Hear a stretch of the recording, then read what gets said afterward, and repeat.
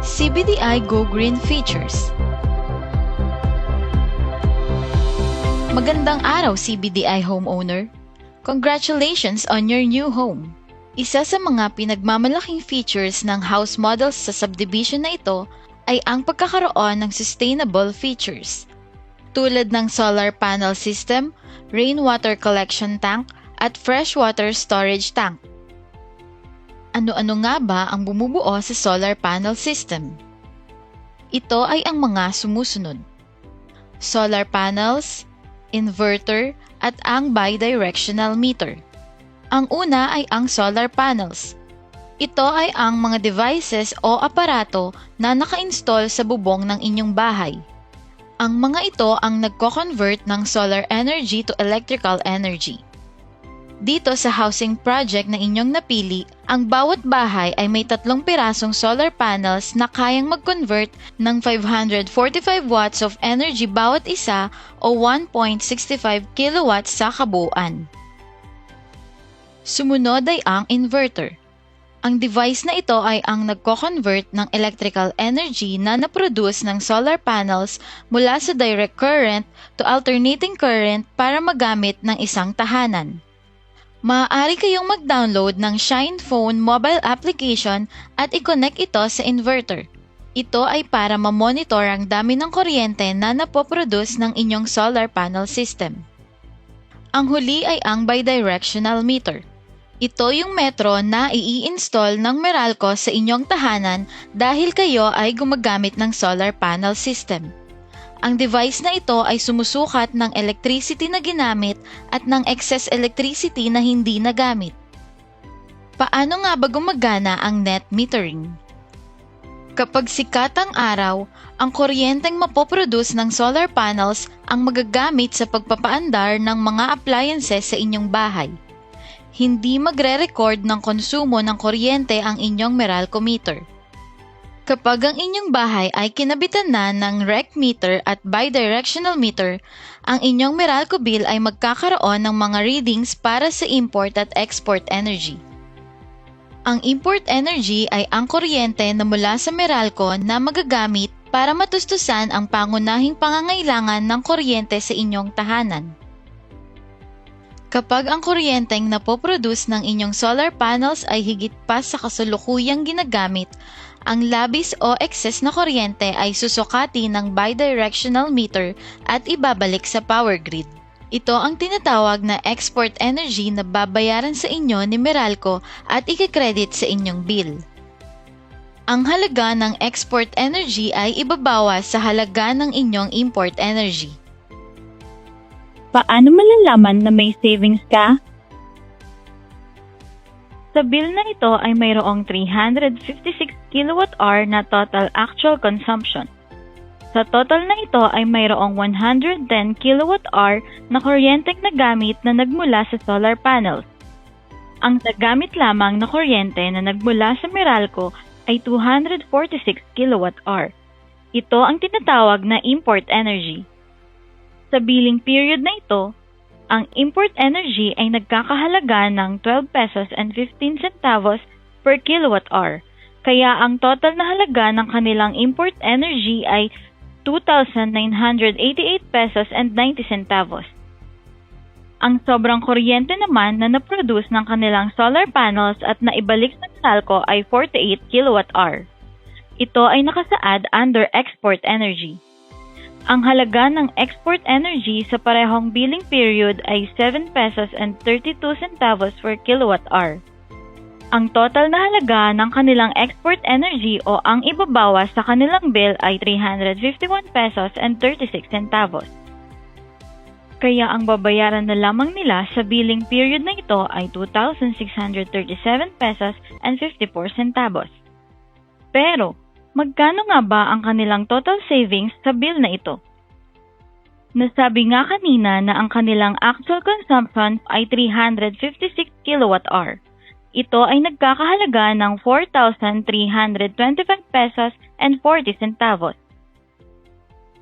110 kWh naman ang nagamit nilang kuryente na galing sa kanilang solar panels. Ito ay nagkakahalaga ng 1,336 pesos and 50 centavos. Ang naibalik sa Meralco ay 48 kWh. Ito ay nagkakahalaga ng 351 pesos and 36 centavos. Ang kabuoang halaga na kanilang natipid sa billing period na ito ay 1,687 pesos and 86 centavos. Sila ay nakatipid ng 39%. Paano mag-apply ng main at net meter? Upang mapabilis ang application sa Meralco, i-endorse ng CBTI ang lahat ng homeowners sa isang accredited Meralco contractor. Narito ang list of documents na kailangan ninyong ibigay. Para sa initial o standard Meralco meter, 1. Accomplish Meralco application form. 2. Data privacy form. 3. Photocopy of homeowner's valid ID. 4. Certificate of House Inspection and Acceptance. 5. Photocopy of Certificate of Occupancy o COO. 6. Photocopy of Contract to Sell o CTS. 7. Photocopy of Transfer Certificate of Title or TCT.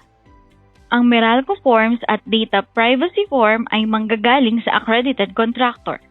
Ang Certificate of House Inspection and Acceptance, Certificate of Occupancy, Contract to Sell, at Transfer Certificate of Title ay makikita sa loob ng inyong move-in kit. Ito ay ibinigay noong tinanggap ninyo ang inyong bahay. Para sa net metering, ang mga kailangan ay ang sumusunod. 1. Photocopy of homeowner's valid ID. 2. Kopya ng Standard Meter Meralco Bill. 3. Accomplish application form. 4. Plant parameter form. 5. Distribution impact study. Narito ang mga gagawin ng accredited Meralco contractor. Para sa standard Meralco meter, 1. Installation ng service entrance. 2. Pagkuha ng wiring permit sa Local Government Unit o LGU. 3. Pagkuha ng Certificate of Final Electrical Inspection o CFEI sa LGU. 4. Pag-submit ng mga required documents sa Meralco. 5. Pagbayad ng bill deposit. Para naman sa net metering, 1. Installation ng service entrance. 2. Pagkuha ng wiring permit sa Local Government Unit o LGU. 3. Pagkuha ng Certificate of Final Electrical Inspection o CFEI sa LGU. 4. Notary of Net Metering Agreement. 5. Pagbayad ng Certificate of Compliance Application Fee sa Energy Regulatory Commission. 6. Pagbayad sa Meralco para sa bidirectional meter. 7. Pag-submit ng mga required documents sa Meralco. Ilang araw mula sa application, ma-energize ang isang tahanan. Ayon sa accredited Meralco contractor, 2 to 3 months lamang ay magkakaroon na kayo ng kuryente.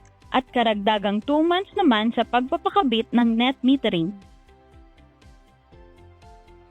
Kailan mag-a-apply ng net metering? Ayon sa Meralco, pwede nang mag-apply ng net metering pagkatapos ng 1 o 2 buwan mula nang ikabit ang standard meter. 2 to 3 months naman ma-energize ang net metering mula sa application. Kapag may brownout, mapapaandar ba ng solar-powered system ang isang tahanan? Hindi po. Ang solar panel system natin ay walang battery para imbakan ng kuryente. Ito ay grid type na nagbabalik lamang ng excess na kuryente sa power grid. Kapag ang isang tahanan ba na may solar panel system ay hindi natirhan ng ilang buwan, yung export energy ba ay na-e-expire? Ayon sa Meralco, walang expiration ang export energy. Iniipon ng Meralco ang lahat na halaga ng export energy at makikita ito sa likod ng ating monthly Meralco bill. May maintenance ba na kailangan gawin sa solar panels? Ang inyong solar panel system ay may mga warranties na ito. 1 year from solar energy for workmanship and installation. 12 years for the solar panels and 10 years for the inverters. Tumuloy naman tayo sa rainwater collection system and fresh water tank. Kasama sa inyong biniling bahay ay ang 700 liters PVC rainwater tank at ang 500 liters PVC freshwater tank. Ang mga ito ay nakalagay sa taas ng concrete slab roof ng inyong banyo. Ang 700 liters PVC rainwater tank ay magsisilbing imbaka ng tubig tuwing tag-ulan. Magagamit ito ng water closet sa banyo na pang-flush ng dumi. Maaari din gamitin ito na pandilig ng mga halaman, panghugas ng kotse at bike. Malaking tipid ito na aabot ng 35% savings sa inyong water bill tuwing panahon ng tag-ulan. Sa mga panahong tag-araw, pwede rin itong imbaka ng fresh water mula sa linya ng water provider. Buksan lamang ang gate valve na nakakonect sa fresh water line at isara ito kapag puno na. Ang 500 liters na fresh water tank ay eksklusibong imbaka ng tubig mula sa linya ng water provider. Malaking tulong ito sa isang tahanan kapag mahina ang pressure ng tubig o mawalan ng tubig temporarily ang isang subdivision. Mayroon din itong mga gate valves na pangbukas at pangsara sa linya ng tubig. Maraming salamat sa inyong pakikinig. For additional information, maaari nyo ring bisitahin ang aming website at Facebook page.